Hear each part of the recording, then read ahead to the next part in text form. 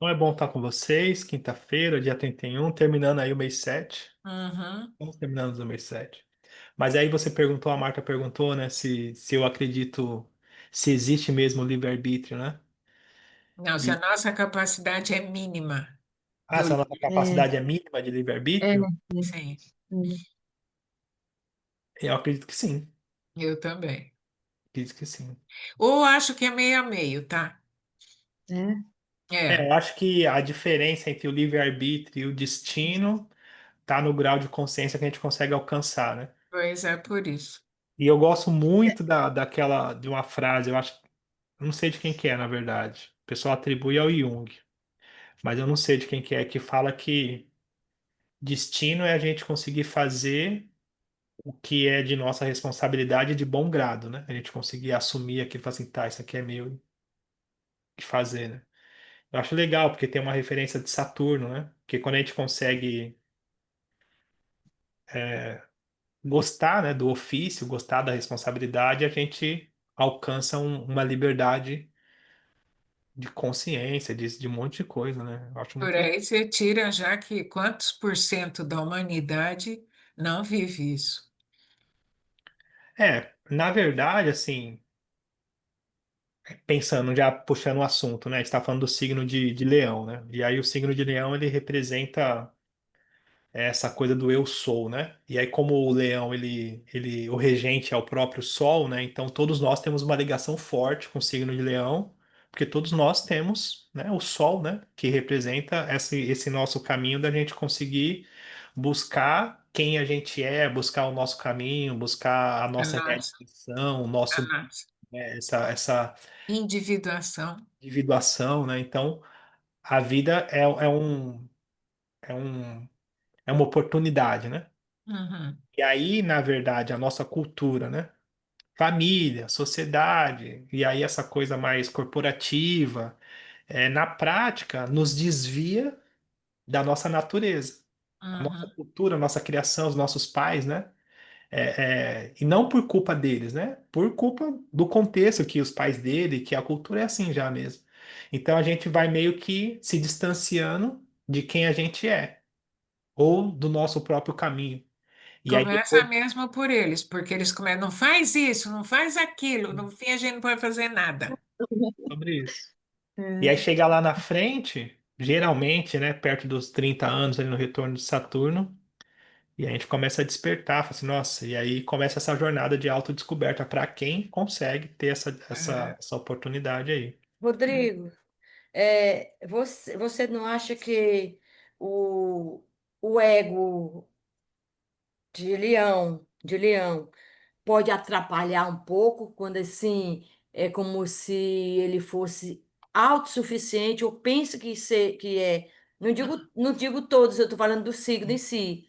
É, ele se acha autossuficiente e isso pode gerar atrapalhar ele no trabalho, nas relações? uhum, Eu acho que Porque sim. eu sei, eu sou, né? Eu sou. Ah, você é leonina? Não, eu sou escorpião, mas eu tenho lua em leão. Todo mundo tem, você disse, né? Na verdade, assim, é que a gente vai meio que encurtando os assuntos, né? Mas na verdade, o ego faz parte da nossa personalidade, né? Enquanto ser humano. Então, todos os signos, todas as identidades, todas as personalidades têm o ego, e o ego faz parte também do nosso impulso, da nossa busca, da nossa disposição, né? Então, é meio que uma jornada. O ego, ele nos ajuda, ele nos impulsiona e também nos atrapalha. E aí, nesse sentido do autoconhecimento, chega um momento que a gente precisa reconhecer o ego e conseguir cada vez mais ter consciência sobre ele, né? E mas aí aí ele é que mora começa o a problema. direcionar. Então, no final, o ego atrapalha todos nós. Aqui o signo de Leão, o arquétipo dele, tem essa referência, né, de ser, né, de ter brilho, de mostrar, né, de buscar esse É. reconhecimento. E aí parece que fica mais evidente, né? Mas para todo mundo Eu costumo brincar que o ego é como se fosse um halteres do espírito, né? Pensando que o espírito, não no sentido assim, nossa, espiritual, assim, profundo ou religioso, mas pensando que o espírito é a nossa identidade, né? o eu verdadeiro, né? E aí o ego é como se fosse um halteres no sentido de que lidar com o ego e essa coisa da queda, né? O orgulho, e aí o cai, levanta, vai de novo, e aí essa coisa, né, de entender que na verdade a realização ela não é fora. Porque é esse o paradoxo, Uhum. né? A gente busca a Uhum. realização fora. Então, realização para os pais, e aí depois realização para quem a gente se relaciona, realização para a sociedade, realização e aí para o trabalho. Então, a gente vai buscando, né? E aí, na mesma medida, a gente vai percebendo às vezes e depois esquece, né? Que a realização não tem nada a ver com fora diretamente. Claro, ela vai refletir fora. Só que é você estar bem com você, você estar em paz com você, você estar contente, estar feliz, estar vivendo o seu caminho, né? E às vezes a gente confunde, porque essa é a questão do ego, a gente confunde esse bem-estar pessoal com o reconhecimento das pessoas. Eu acho que às vezes esse ego se veste com uma fantasia. E É, dependendo da pompa da fantasia, que no caso do leão, a pompa é eu sou um rei, eu sou o Eu sou o máximo, rei, eu é. sou isso, eu sou aquilo, sabe como é que é? Porque tem uns de. Que nem eu estava vendo um mapa aí há uns dias, há uns tempos atrás, já, que já passou algum tempo. A pessoa é leão, leão, e pelo amor de Deus, que ela não se enxerga mesmo. Não se enxerga, não se enxerga, é o mocinho, mas ele não se enxerga, ele não vê que ele não tem toda aquela capacidade que ele pensa que ele tem, e olha, é duro na queda. Não é, o Ele só Trump é de atrapalha. leão? Hã? Trump, O Trump é de leão? de casa 10.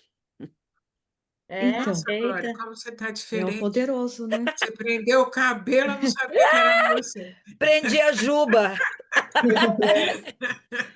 Ai, Prendi a Juba do ascendente. ai, que ótimo. Toinho, ó. oi, Valéria.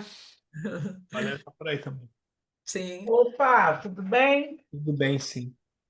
Mas enfim, é, tem desses também, né? tem.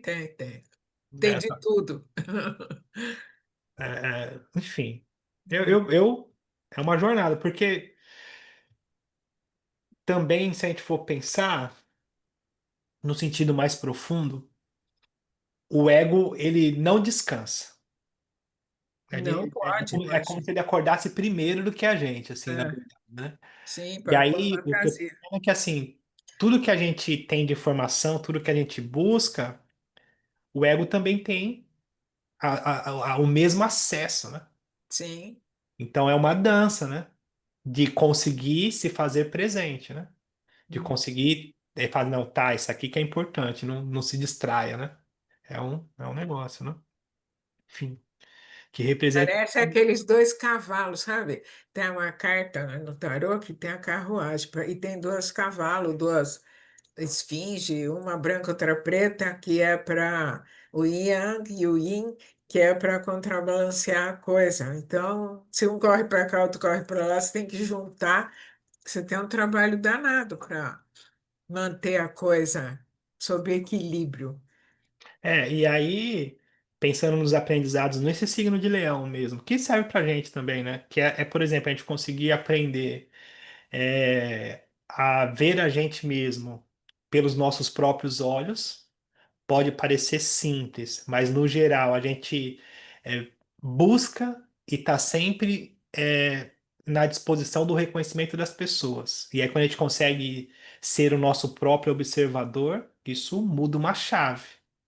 E Uhum. aí também esse lance de transformar a vaidade em criação, né? E essa coisa assim de transformar Sim. essa disposição em algo realmente valioso. E aí esse valioso tem a ver muito mais com o que é bom para a gente do que o que é bonito para os outros. E aí é uma linha fininha, né? E conseguir acolher a gente mesmo, né? Sustentar essa luz com humildade, né? E não É, humildade de ser pequeno, é não, humildade de de só ser, gente. É isso, né? Porque eu acredito também que o simples esconde o extraordinário, é na simplicidade que tá. Porque também Eu quando a gente acredito. acha que, independente do cargo que esteja e tal, porque eu convivo com muita gente, atendo muita gente, juíza e, enfim, promotor. E é sobre isso, todos nós, nessa disposição humana desse aprendizado, gente. O barco balança para todo mundo. É lógico. Não tem Não jeito. é porque é juiz que o barco dele vai balançar menos. É. De jeito nenhum. E aí a gente Às vai vezes pensar, balança até mais. pelo grau de responsabilidade, né? Hum? E aí a gente vai entender que o lado mais desafiador do signo de Leão, o orgulho excessivo, o medo do anonimato, a vaidade ferida, né? O Hum. autoritarismo, que é um pouco do que a gente está vendo na questão do Trump, nessa coisa, mas ali tem outras questões também, né? Que é geracional, né? A gente está passando por um momento realmente mais delicado. E o drama, né? O drama também é uma questão, porque o drama também é um jeito de Claro, chamar atenção, né? com certeza. Então tem essas peculiaridades aí, mas na prática, pessoas do signo de Leão são pessoas que brilham mesmo, assim, tem um brilho, assim, tem uma chama, né? Tem uma Tem a chama. de, Uhum. de- de De espontaneidade. fogo, normalmente de fogo, né? Não, nem só É, é o Sagitário também, Áries também. tem essa disposição aí. É. Enfim, e aí, hoje eu separei o mapa do Jorge Amado, pra gente dar uma olhada e tal. E aí tem uma peculiaridade, eu vasculhei nos dados e a Hum, gente não tem o horário dele. Não hum, tem registro do horário dele, do Jorge Amado, assim. Só que eu achei tão bonito, a história dele é tão bonita também, que eu falei assim, não, vamos sem horário. ah, Porque quando a gente lê um mapa astral sem horário, a gente desconsidera as casas é, e lê o quadro, a gente chama assim de quadro cósmico. Então, é uma leitura que fica mais curta, porque a gente não vai entender muitas coisas ali, não tem as casas e tal. Só que pela posição dos planetas e pelos aspectos, também tem bastante coisa legal. E aí eu achei também legal que me chamou a atenção, porque eu olhei o mapa astral dele e ele tem um T-square, né? Uma quadratura em T. E aí essa semana a gente anda falando muito dessas configurações de planetárias, aí eu falei assim, ah, que legal. E como ele é escritor também, né? Poeta e tal, e esse T-square dele com Mercúrio, né? Aí eu falei assim, nossa, que legal, né? Aqui é um bom exemplo e tal. Eu falei, vamos ver o mapa astral dele e tal. Enfim, e aí eu queria já dar uma olhada com vocês no mapa astral dele. E aí, como a gente sempre faz, eu vou achar aqui a biografia dele, que eu separei, é bem curtinha. Acho legal a biografia porque dá um norte, né? Pra gente conhecer um pouco mais, né? Ou então relembrar, na verdade, né? Tem gente que a gente precisa só relembrar. O Jorge Amado é um desses, né? Que a história dele é muito marcante, né? E aí eu ia pedir para ver quem consegue me ajudar na leitura aqui do... Chegou aí para vocês a folha dele?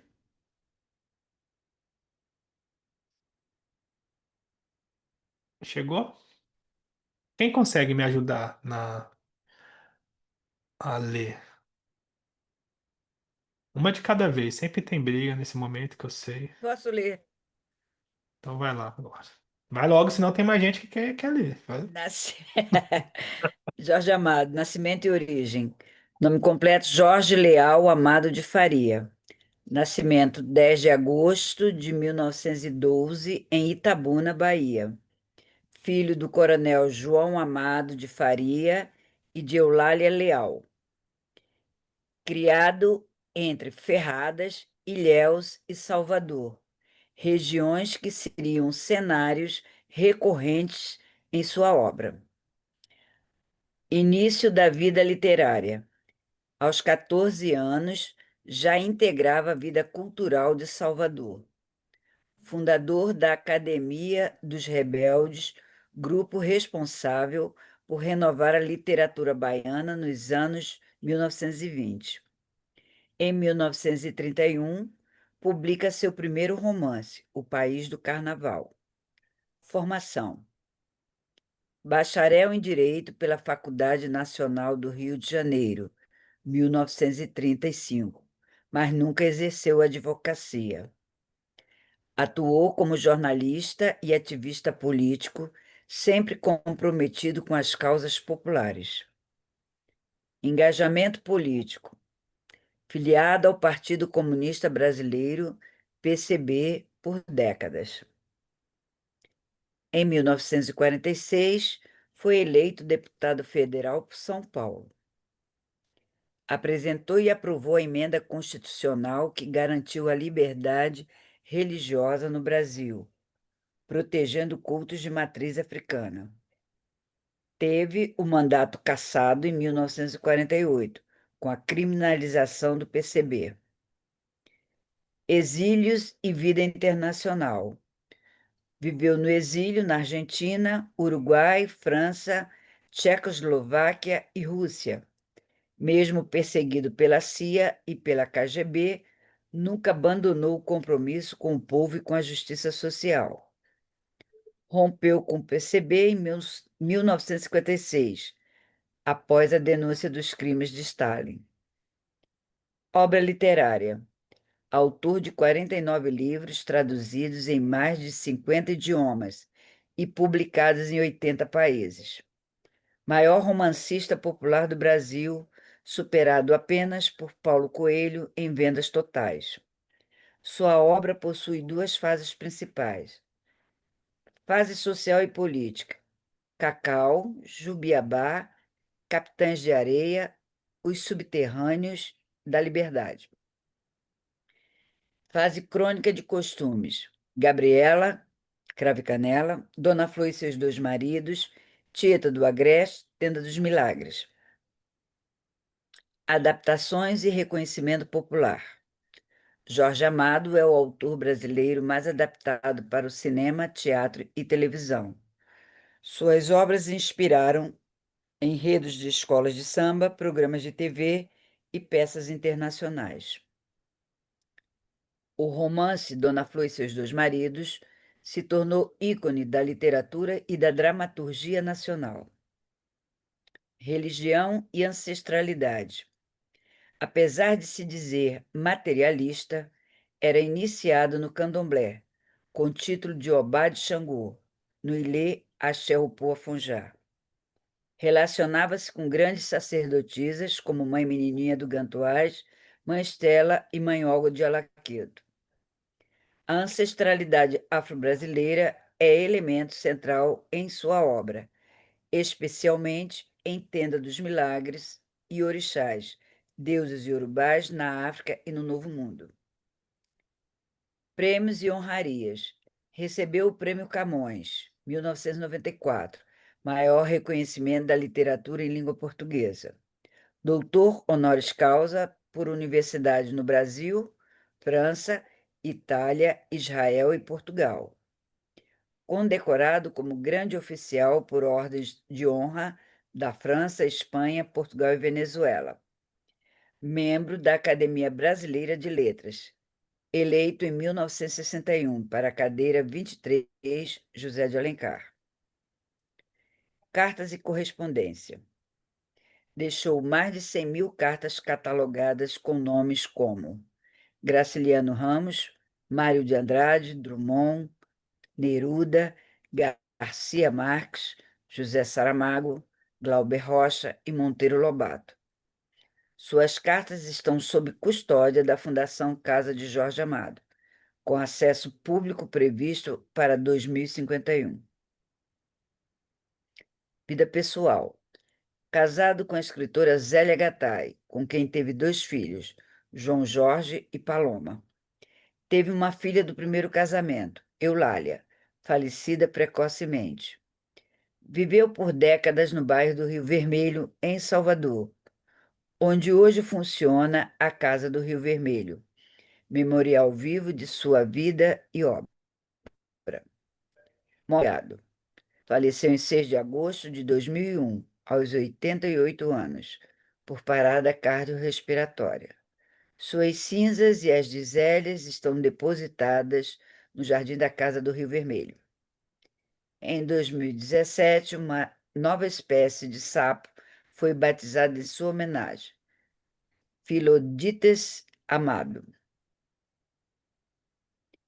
Jorge Amado foi mais que um romancista, foi um tradutor da alma brasileira, da ancestralidade negra, das paixões do povo e das contradições do país. Seu corpo descansou, mas sua palavra continua viva, dançando entre o riso, o dendê e o sagrado. Legal, né? Muito obrigada por essa leitura. Muito legal. Enfim, Jorge Amado, né? E aí, como Adoro eu. o Jorge Amado, eu E nada melhor do que essa muito livro voz para dele. ler o Jorge É Amado. muito bem, né? Saiu muito bem. Eu vou Gosto. abrir aqui o mapa A astral fã, dele. um fã incondicional. Eu vou abrir aqui o mapa astral dele. Deixa eu pôr aqui, eu tirei. Deixa eu achar aqui. Jorge Amado. Como eu mencionei no início, como a gente não tem o registro, né, do horário dele, então aí a leitura do mapa a gente vai ler, né? A gente chama assim, né, de quadro cósmico, né? Então, vocês repararem, eu coloquei o mapa astral sem as riscas habituais, né? Sem o número das casas, né? Porque é nesse contexto, o horário, no cálculo de um mapa astral, o horário serve para que a gente consiga estabelecer ali o ascendente, né, que é aonde o Sol nasce, e ali a gente tem o cálculo das casas, né? Então, sem horário, a gente não consegue fazer um mapa astral completo por conta disso, mas a gente consegue fazer o quadro cósmico, né, que é a posição dos planetas nos signos e seus aspectos, né? É sobre isso, assim. Então, não é uma leitura completa, mas eu achei bem peculiar, assim, por várias questões que a gente vai ver junto. E também por ser o Jorge Amado, né? Você não perdeu a oportunidade de ver o mapa do Jorge Amado, né? Do jeito, ver pela metade, ver só um pedacinho, vamos ver o mapa dele, né? Então, eu achei importante nesse sentido. E aí, é isso, né? Então, o Sol em Leão, né? A 17 graus ali. E Leão tem essa questão, né? Do brilho, né? Do sorriso, né? Dessa coisa encantadora. E E aí a pessoa que tem o Sol em Leão, ela tem o Sol em domicílio, né? Porque tá no signo natural, né? Então tem essa coisa assim de irradiar com consciência, né? O poder pessoal, né? A vontade criadora, né? O brilho, o orgulho, né? E aí tem uma peculiaridade que o Sol dele está em conjunção com a Vênus. É uma conjunção que já está no último grau de orbe, assim, que na verdade assim, o que que eu quero dizer é que existe um grau que é o mesmo grau para considerar uma conjunção. Então a gente vai considerar até 10 graus de distância e ainda, né, a gente tem ainda a reverberação desse aspecto, né? Então a gente vai chamar assim de uma conjunção separativa. É um nome astrológico, né, para entender que tá já se distanciando. Mas nesse contexto, a gente vai entender o seguinte, assim, né, Jorge Amado, né, um artista que nasceu para brilhar no palco, né? E aí a questão da palavra, depois a gente vai ver onde é que isso tem significador, mas esse sol ele indica essa questão da identidade solar, né? Que não teme, né? Não tem medo de se colocar, de ser protagonista, né? De ter a narrativa, né? E aí a questão com a Vênus intensifica a paixão pela beleza, pelo amor, pela arte, né? Pela nobreza e essa questão assim da poesia, né? Então, a Vênus tem essa dignidade também no sentido de encanto, de pureza, de beleza propriamente dito, sendo repetitivo, né? Então, nesse sentido, já entendendo, né? Então, ele não escreve para agradar, né? Ele simplesmente escreve porque é uma Vênus em Leão, né? Fazendo conjunção com o Sol, né? Pensando nesse contexto aí. Achei bem legal, né? E aí uma outra peculiaridade é que ele também tinha, ou tem, né? Porque é eterno, a lua domiciliada. Porque ele é uma lua em câncer, né? Então, a lua domiciliada, né? Tem esse contexto da sensibilidade aflorada. A memória, né? A ligação profunda com o passado, com o lar, né? Com o povo, né? Então, essa questão tradicional, né? Onde nasceu, essa coisa de exaltar, né? A origem, a Bahia em si, né? Eu achei também muito peculiar. E aí a Lua dele faz uma conjunção com Netuno, né? Ali, tá próxima, né, do Netuno. Então tem essa questão de favorecer o lirismo, né? O lirismo no sentido assim de favorecer a imaginação, né? Essa questão do inconsciente e tal. A Lua também faz o que a gente chama de um sexto com Marte, que mobiliza, né? Essa sensibilidade. Então a gente vai pensar que assim, que aí eu gosto desse olhar assim de pensar que uma Lua em Câncer de Jorge Amado vai dizer que na verdade a emoção dele é um tambor ancestral, né? Por toda a obra dele, né? É um tambor ancestral, assim, é uma coisa que ecoa, né? Porque ele trazia a questão do sofrimento, dos amores do povo, uma empatia, né, que transbordava, né? E aí, junto com a conjunção com Netuno, essa coisa direto do inconsciente coletivo, né? Então, é como se ele escrevesse como quem escutava as vozes antigas, sabe? É uma coisa assim de ter uma conexão que chora, que celebra, né? E aí o Marte ali, né? Fazendo esse, esse sexto, né? Ele traz essa coragem, né? Para que essa emoção seja expressa, né? E aí a literatura ela vira uma luta, né? A palavra que acolhe, que denuncia, né? Achei um bálsamo, né? Faz, pô, esse é o mapa, né? Jorge Amado, né, gente? Como que se poder ver o mapa do Jorge Amado, né? Enfim. E aí Mercúrio em Virgem, e aí outra peculiaridade, né? Outro planeta também que está domiciliado, né? Então, isso não é uma coisa simples, né? Ter planetas em domicílio é ter a expressão desses planetas, né? A representação dele dos arquétipos em máxima oportunidade de expressão, né? É muito legal assim. Então, o Mercúrio em Virgem, uma mente analítica, né? Precisa, detalhista, né? Com grande capacidade de observação, na prática é isso, né? E aí esse Mercúrio em Virgem faz essa conjunção com Marte aqui, né? Tá, né? E também tá próximo ali, né? Da Vênus. Mas o que me chamou muita atenção, e isso, falei assim, nossa, tem que ver esse mapa, né? É porque se vocês repararem, inclusive a gente falou disso esses dias nas aulas, né? Tava nessa parte. Aqui forma um triângulo vermelho, né? Que a gente vai chamar esse triângulo vermelho. Hoje também a gente falou isso, a Glória a gente falou disso, né? A gente vai chamar isso aqui de uma quadratura em T ou um T-square, para quem preferir, que na verdade é quando um planeta ele recebe duas quadraturas, uma de um lado, outra de outro, e aí naturalmente, né, por conta do ângulo, esses dois planetas que fazem essa quadratura, eles estão em oposição. Então é como se esse planeta que está aqui recebendo essas quadraturas, ele recebesse a pressão também dessa oposição, ele tivesse ali tensionado, pressionado. Pressionado no sentido de trazer dificuldade de expressão, complicação. E aí, nesse caso, se a gente for pensar, tá pressionado por quem, né? Por Júpiter. Então, a dificuldade que Júpiter traz é o excesso de pensamento, o excesso de comunicação. Então, a pessoa que recebe uma quadratura de Júpiter é uma pessoa que acaba falando demais. Ela tem muito a dizer. É uma pessoa que pode até se tornar uma tagarela. Quadratura com Júpiter.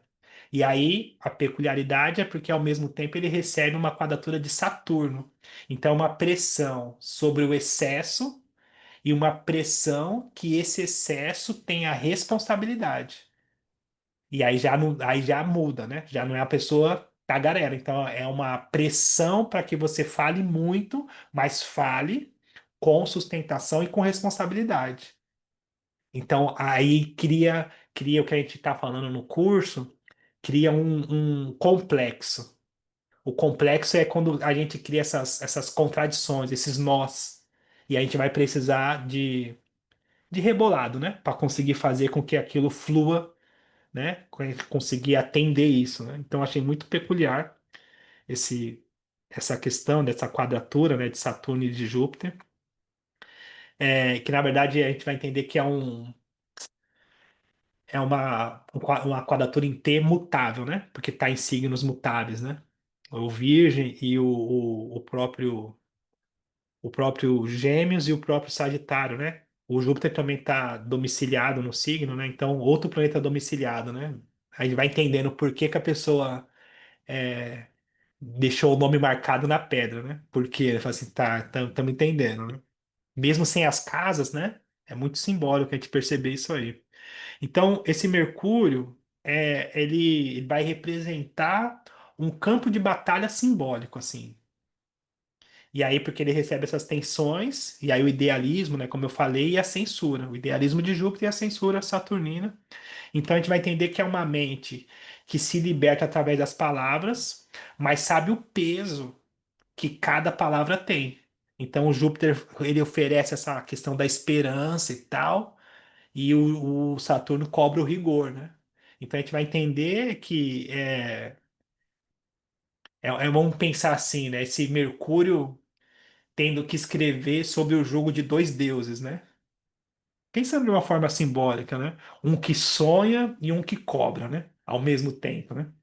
E aí, por isso, há uma literatura densa, né? Jorge Amado tem uma literatura densa, precisa, emocional, marcante, não precisava falar, e extremamente transformadora, né?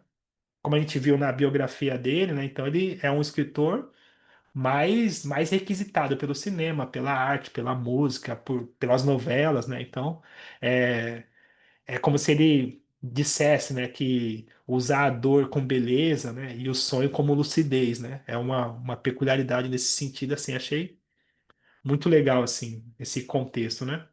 E aí, saindo dessa. A gente volta aqui depois se precisar, porque é uma marca no mapa dele, assim. Mas depois ele tem a Vênus em Leão, ali a 27 graus, né? Que eu falei que está próxima do Sol. E aí a Vênus em Leão carrega o magnetismo, né? Essa questão da generosidade, né? E o senso dramático. Não tem como fugir disso, né? E essa Vênus, ela recebe também uma quadratura de Saturno. Ela não chega a receber a quadratura de Júpiter, mas de Saturno, pelo grau, né? Pega ela, assim. A gente diz assim, né? Pega ela, porque o grau ele tá ali. E aí, nesse sentido, é como se pudesse conhecer o prazer e o limite, né? Então, a Vênus em Leão quer viver o amor como festa, né? Mas o Saturno cobra a responsabilidade, a fidelidade, né? Aos valores, a resistência, né? Ao desejo fácil. E a arte, né, para ele, a gente pode pensar, né, é também um compromisso, né? A beleza, para ser verdadeira, ela precisa de ser corajosa. Mas o chão que sustenta, né? Então, Saturno ali traz um. Enfim, fora que também, pensando também na história dele, né? De exílio, de perseguição, né? Então, foram anos, os anos de chumbo, né? Foram anos difíceis, né? Nesse sentido. Então, tem lá, né? Seus desafios também, né? Que também pega essa questão do Mercúrio, né? Perseguido por conta da fala, né? Por conta enfim, dessa questão mais social, né? Enfim, então a Vênus tem essa questão da coragem, né? Uma Vênus em Leão, né? E aí o Júpiter em Sagitário, que está oposto ao Saturno ali, mas ele está recebendo um sexto de Urano, e aí está em domicílio, e aí um Júpiter em domicílio. é, Tudo de bom, né? O Júpiter em Sagitário vai falar sobre a pessoa ter essa capacidade de esperança, de acreditar, essa visão, essa generosidade, né? O espírito filosófico. E a oposição com Saturno vai colocar a necessidade de uma estrutura, né? Nesse idealismo, né? Agora, já o sexto com Urano traz uma questão mais libertadora, assim, né? Urano tem essa dignidade, né? De liberdade. E aí, como é um bom aspecto, né? Então, a gente pode pensar assim, nessa questão da voz da esperança, por conta desse Júpiter em domicílio, e aí essa coisa de acreditar na justiça, né? Na fé, na religião, Júpiter em domicílio, a questão da religião, né? Do afeto, a questão da liberdade, né? Então, ele. Essa questão, né? Júpiter em domicílio, né? Oposto a Saturno. É muito significativo ele ter sido, né, um deputado que sancionou, né, uma lei que proporcionou, né, para o Brasil poder ter liberdade religiosa, né?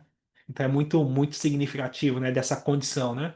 Júpiter em oposição a Saturno, domiciliado só que em oposição a Saturno, né? Então uma lei que dá essa liberdade, né? Essa estrutura para que o Brasil, né, tenha essa liberdade religiosa e tal, e fora a questão das perseguições por conta da religiosidade, nesse sentido que ele acabou tendo também, né?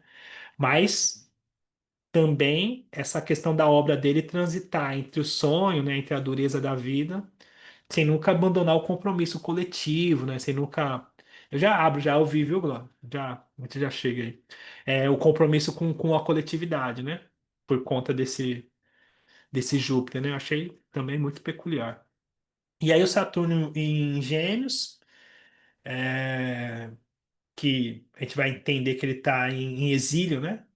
Não está num, mas é porque, na verdade, é como se expressar sofresse um processo assim de disciplina, né? Com as palavras e tal, traz um peso, né? E aí a gente vai entender que o Saturno ele exige organização no caos, né? E aí nesse caso, né? É como se precisasse transformar essa poesia, essa comunicação, né, em algo político, em algo estruturado, né? Então, o Saturno, pelo que eu vejo, né, nesse caso dele, é claro, né, a gente sempre vai romantizar porque a gente está vendo a obra já feita, né? Diferente da obra em trânsito, né? Mas nesse caso eu acho que não enfraquece, né? Porque estrutura, né? Estrutura no sentido da construção do que foi o legado dele, né? Então, Saturno em Gêmeos, ele foi um comunicador, né? Ele é um comunicador eterno, né? Ele ficou aí e vai ficar, né, para sempre as obras dele, então não teria como, né? Não pensar que foi favorecido por essa estruturação. E aí, como a gente está sem as casas, então os planetas geracionais, que no caso é Urano, Netuno e o próprio Plutão, quando eu leio ele no mapa astral, eu vou ler eles nas casas, porque a potência dele, em qual área da vida aquilo se manifesta. Quando a gente não tem as casas, a gente vai entender que eles são arquétipos que estão nos signos que estão representando uma mudança de geração, né? É por isso que se chamam planetas geracionais, né? Então é um arquétipo que tem como princípio a transformação do coletivo. E aí, muitas vezes a pessoa pode ter um traço desse e outras vezes não, porque é muito além da questão pessoal. É uma questão, né, geracional propriamente dita, né? Sendo repetitivo até. Então, o Plutão em Gêmeos, ele representa a transformação de uma geração através do pensamento e da linguagem, né? Então, foi uma época, como eu disse, né, anos de chumbo, né, onde a linguagem passou por esse processo de questionamento, né? É, de, de prisões, de cerceamento, de mortes, de rupturas e de renascimentos, né? Então, o Plutão em Gêmeos nessa época, né? Ele marca justamente essa questão para o Brasil, né? Da ditadura, que era uma perseguição justamente ao pensamento, à palavra, à comunicação, né? Então, só para a gente entender o que a gente está vivendo hoje, né? Eu gosto desses ganchos assim, porque o Plutão, quando ele passa por um signo, ele traz primeiro a destruição, ou a gente pode pensar o limite, ou a gente pode pensar também o extremo do, do, do aspecto desarmônico daquele signo, no sentido de como se a gente tivesse evitando a transformação, e aí chega no limite de algumas questões, e depois aquilo se transforma em algo. Então é como se a gente precisasse, né, desse processo de renascimento. E aí em Gêmeos, né, representa isso, né? Se a gente for pensar hoje em Aquário, né? Então a gente está vivendo no mundo essa questão do protecionismo, né? Então simbolizado pelos Estados Unidos e tal, como se a gente estivesse vivendo esse processo assim de ter que proteger, de ter que nos cercar, de ter que não deixar que as fronteiras se abram. E que, na verdade, se a gente for pensar em Plutão, é como se isso fosse inevitável, né? Essa coisa da liberdade. Só que, na verdade, quem está no poder tem essa falsa sensação de controle, e aí leva, né, às atrocidades e tal, para que depois isso seja transformado, né? Então tem essa representação, claro. Não é uma coisa que acontece do dia para a noite, né? Mas a gente está vivendo isso. É por isso que a gente está vendo o mundo mais à direita, né? A gente está vivendo hoje as extremas direitas, né? Então é isso, assim, endurecendo por esse significador, né? Plutão em Aquário. Mas enfim, só um desvio, né, do que a gente está fazendo aqui, só para pensar um pouco. E aí o Netuno em Câncer, que traduz também uma geração movida pela sensibilidade, né? Sensibilidade coletiva, nostalgia, né? Do pertencimento, romantização do lar, da terra, né? E aí também tem essa questão, né, essa, essa questão do místico, né? Então ali também tem a questão do amor, né? Dos hippies, né? Essa coisa até dos psicodélicos que tem a ver também com Netuno, essa coisa da liberdade, né? Em contrapartida, né? Nesse sentido do amor mesmo, assim, tem um apelo ali, né? Também, né? Do amor, de conseguir superar essas questões, né? Uma coisa mais romântica até. Então, Netuno em Câncer traz essa coisa também do romantismo do lar, né? Essa, enfim, e da terra, né? Do pertencimento também. Então, essa marca dele, né? Nessa geração, nessa década, né? Esses 20 anos que ele fez parte ali. E por fim, Urano em Aquário, na época, recém-ingressado, né? Tá bem no comecinho, em Aquário ali, que anuncia a vanguarda, né? Urano em Aquário, né? Fala, a gente vai ser livre. Vocês não fiquem aí não, que a gente vai ser livre e tal, né? Porque ele pertence a uma geração que rompeu, né? Na verdade, né? Rompeu com as velhas, né? Com as velhas formas de pensar, né? E aí a gente pode até pensar numa empatia uraniana, né? Dele, né? De uma certa, até de uma certa beleza, mas muito disruptivo, né? Que antecipa um mundo mais justo, né? Uma fraternidade, né? Então, esses três planetas lentos juntos, eles moldam um espírito geracional nesse sentido, né? É legal a gente pensar nisso. E aí, eu também gosto de ver Quirón nas casas. Eu gosto de olhar as casas, assim, porque as casas, elas situam onde a gente está na vida, né? Faz por aqui, fala assim, tá, isso aqui. Mas aí, né, pelo signo também a gente consegue ver o Quirón em Peixes a dor da dissolução, a dor da perda, né? A dor do abandono e a cura através da empatia, né? O Killing Peixes, ele ensina que a dor, né? É uma linguagem espiritual, né? Então, a gente pode entender também, né? Que o Jorge, o JA, né? Como diz, ele cura através da literatura, né? Da sua escuta, né? Ou a escolha de escutar os perdidos, os esquecidos, né? Os sonhadores, né? Os quebrados, né? Tem essa peculiaridade aí. Uma outra questão é o eixo, né? Nó do sul, nó do norte, que também eu gosto de ver nas casas, mas no signo também tem seu significado. Então ele tem o nó do norte em Áries, o nó do sul em Libra. Então a gente vai entender que essa questão da diplomacia, né? Do relacionar-se em si, né? Então o nó do norte em Áries, essa coisa do aprendizado com a independência, com a atitude, né, com a coragem em si, né? E o nó do Sul em Libra é como se ele já viesse com essa gentileza, né? Já viesse com o dom do relacionar-se em si, né? E aí esse processo de ajustar, de conseguir, né, chegar mais próximo do nó do norte é uma questão, né?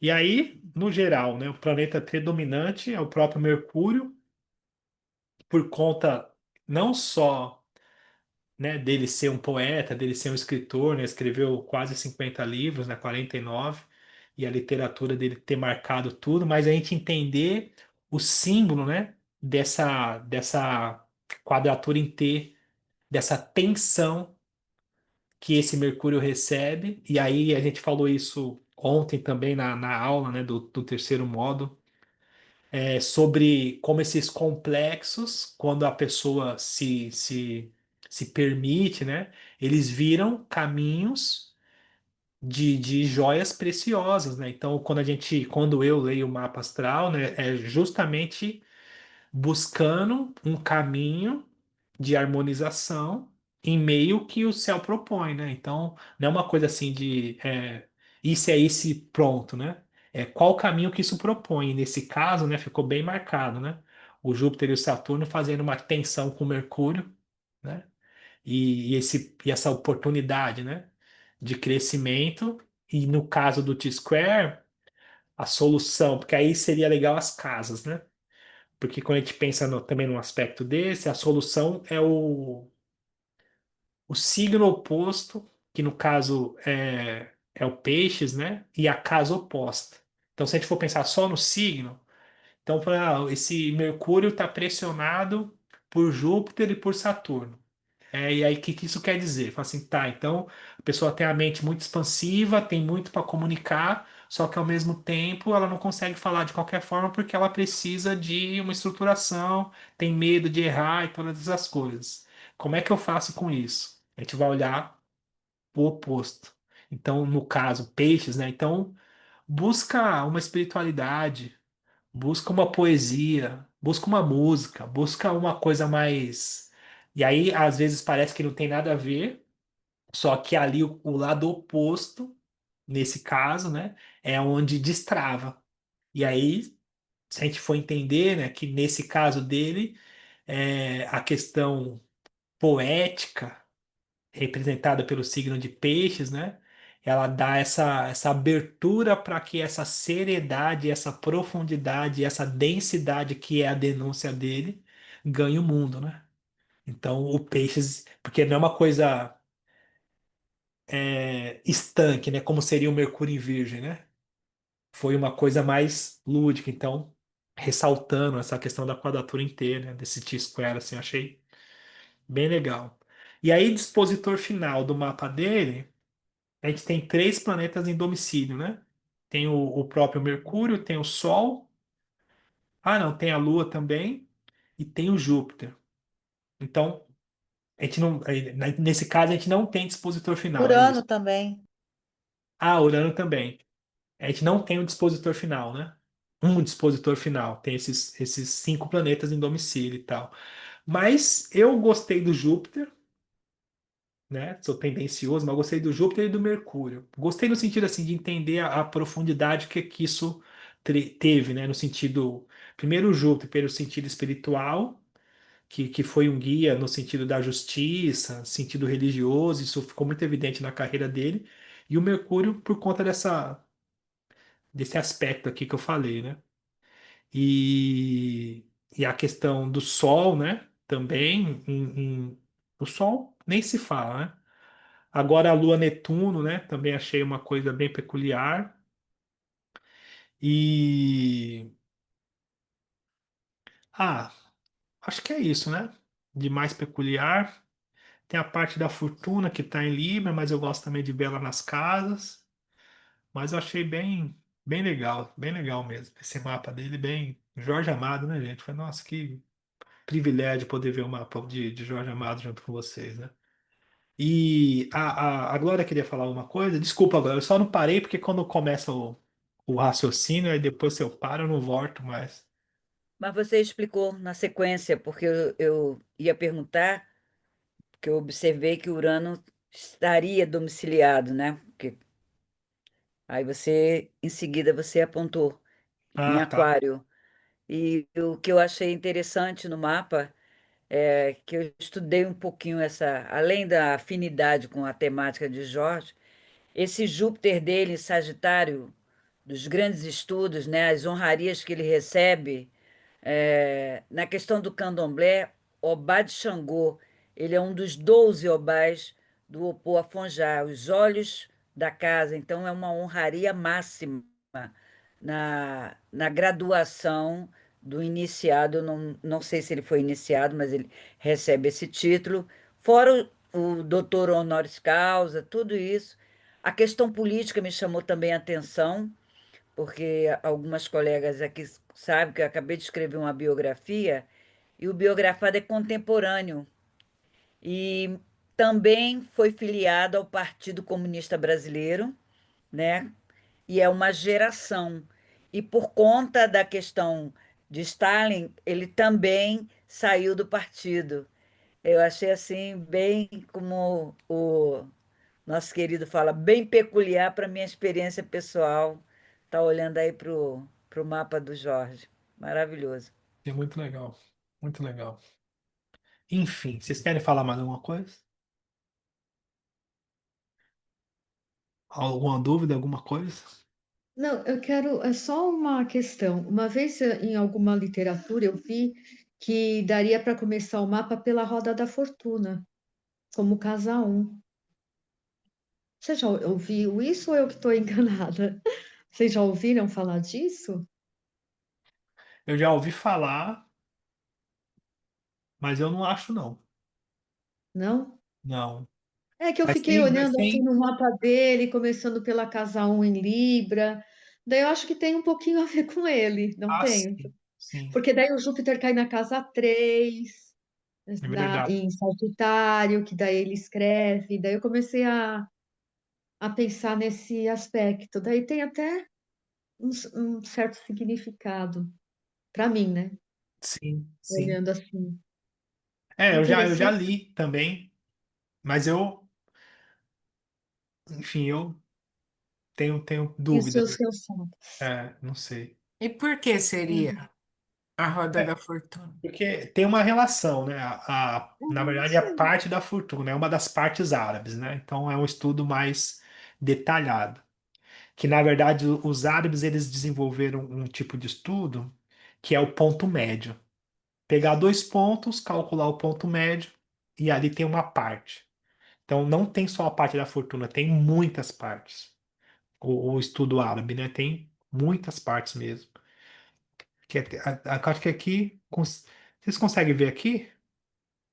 Que- Aqui abriu aqui, ó. Então aqui são Aham, pontos médios, né? Então tem ponto judicial, de ação judicial, de amigos, de protetor, de amor falso, de assassino, tem um monte de coisa. Tem um monte de parte da fortuna. Todos esses são estudos de partes, de pontos médios, que na verdade o que que é o ponto médio? É quando eu calculo e encontro um grau no mapa que tem um significado. E aí, claro, o que ficou mais famoso, até pelo nome, foi a parte da fortuna, né? É, aqui, né, a parte da fortuna dia, a parte da fortuna à noite, né? Também tem a parte de fraude, né? Tem muitos pontos que são bem legais, é um estudo bem legal. ah, tem que Mas é isso, estudar. então é como achar um grau, né? Então a parte da fortuna não é um planeta, é um grau que tem uma simbologia e tem uma abertura, um ponto médio. E esse ponto médio ele é o cálculo do grau do ascendente menos o grau da Lua mais o grau do Sol. Então, esse cálculo chega-se à parte da fortuna. E se for diurno, né? Se o Sol for diurno, se for só o Sol, né? Na parte de cima do mapa, nascido de dia. Se for, se for noturno, é um outro cálculo. Então, a gente subtrai o Sol e põe a Lua no cálculo, né? Então é nesse sentido. E aí tem essa relação com o ascendente. E aí tem uma questão também mais filosófica, porque a gente vai entender que assim, o ascendente, a Lua e o Sol têm uma grande importância no mapa. Porque quando eu me reconheço o meu instrumento. Não reconhecer de saber falar, é reconhecer mesmo, assim, reconhecer no sentido de se apropriar, por exemplo. No meu caso, tem o ascendente em peixes. Eu posso dizer para vocês que eu reconheci ele faz pouco tempo. Que na verdade é reconhecer no sentido de saber lidar, entender que, por exemplo, no meu caso, eu tenho um grau de sensibilidade. Então eu não posso ficar andando em qualquer lugar, eu não posso fazer parte de qualquer grupo.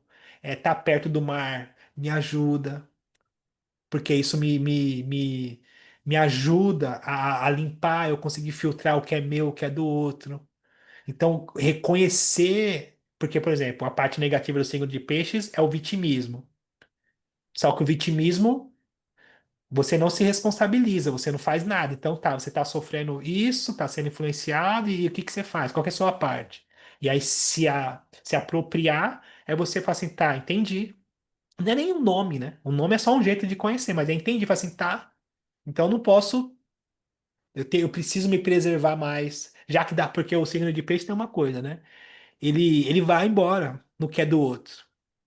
E ele vai lembrar que não é dele só lá na frente, quando lembra. Porque ele absorve e vai embora. E aí o que que acontece? O trabalho que dá para voltar, gente, nossa, perde um tanto. Fala, nossa senhora, fala, nossa, tá eu aqui de novo. Isso aqui tem nada a ver comigo, tá eu aqui de novo. Então quer dizer, qual que é o grande lance? É não ir mais, então se preserva, gente. Não fica. E tem uma prática também de limpeza. Ascendente em peixes. Todos os ascendentes têm sua peculiaridade, nesse sentido de Sim. conseguir lidar. Então, Uhum. tem uma questão nesse sentido. A Lua em si, que é o nosso inconsciente, né? Memória, inconsciente, enfim, o inconsciente. Também tem uma questão, porque tem muita gente que vive o inconsciente. A pessoa vive a Lua. Vive sendo levada pelas emoções, pelos impulsos, e é toda emocional, toda sentimental, toda fragmentada, sente muito, percebe muito e tal. Então, é, dar conta do inconsciente minimamente, a gente nunca vai resolver todo o inconsciente, mas dar conta minimamente do inconsciente já deixa a gente de pé, porque para poder chegar no sol, né? Porque o sol, ele tem um princípio de intenção. É isso. Então, a lua, a gente é levado. O sol, não. Você precisa ter vontade. Vontade, dignidade, intenção. Tem essa coisa assim, de falar assim, não, tá, eu vou por ali. E aí, para isso, você precisa dar conta do inconsciente. Então, esses três têm um significado de qualquer forma na astrologia.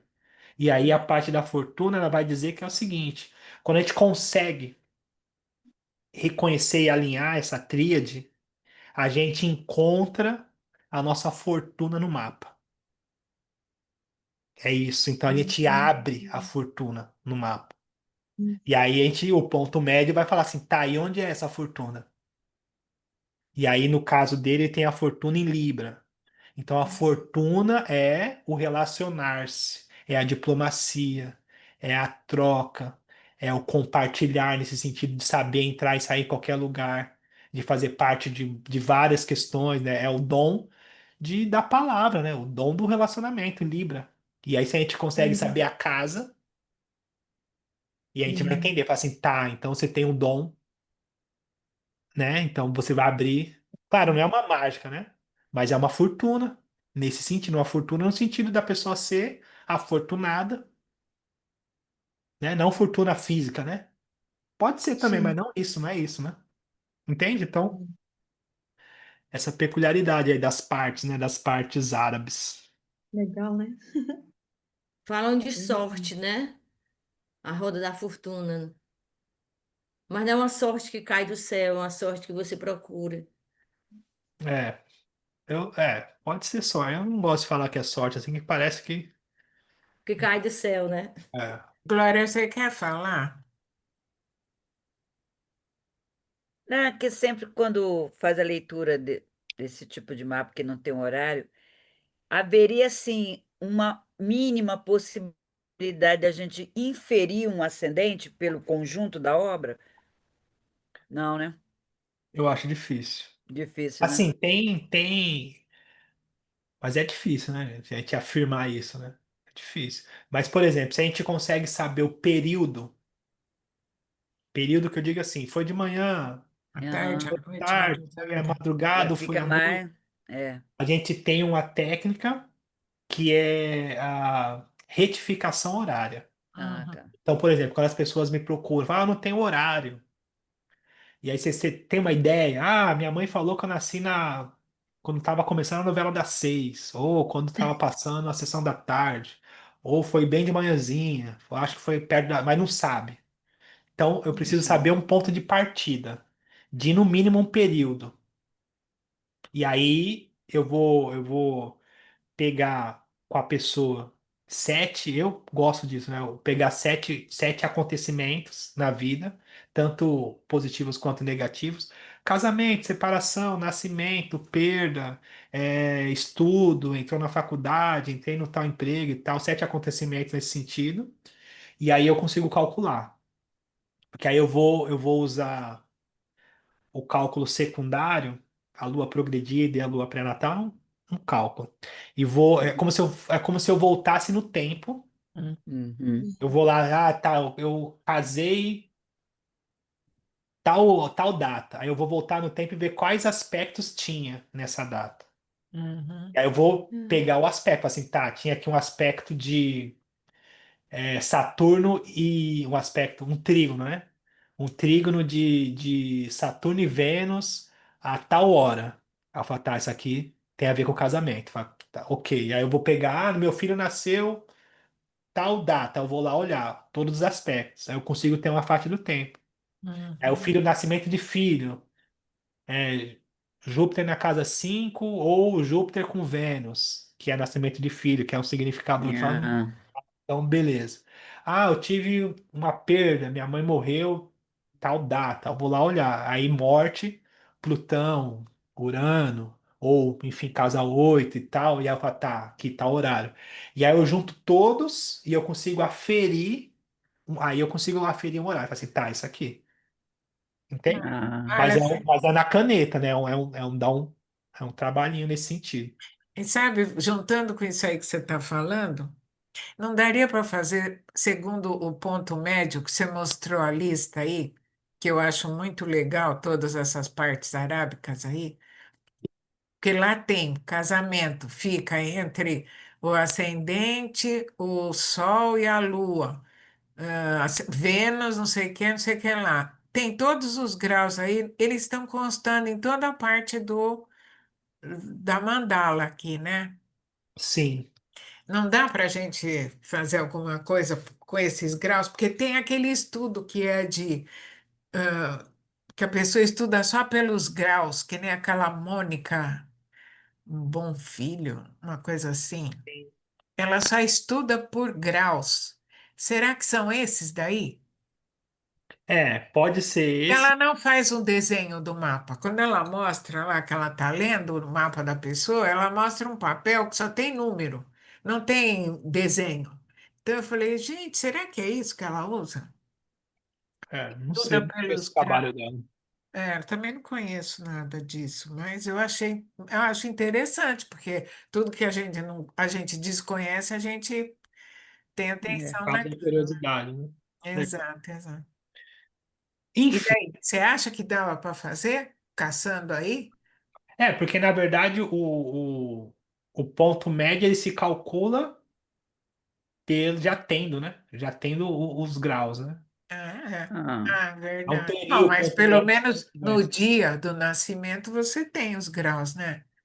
É, enfim, Não tanto da Lua, mas do resto provavelmente tem. sim. Enfim. é uma boa pesquisa. Não é? É uma coisa interessante isso aí. Já levantou, Curiosidade. levantou a lebre. Pensar nisso. Vamos pensar no assunto. Enfim, então é isso. Bom estar com vocês. Até a semana que vem. Até daqui a pouco. Legal. Vai se ver daqui a pouco. Bom final de semana. Tá bom? Obrigada, Obrigada, muito igualmente. obrigada, Bom Beijo. Rodrigo. Muito final de obrigada, semana, gente. obrigada. Obrigadão. Ótima Beijão para todos. semana. Jorge Tchau, Amado. tchau, tchau. Tchau. Tchau. Tchau, foi bom. A Paty Pérez, né? Muito legal. Não é sempre que tá por aí, né? Legal.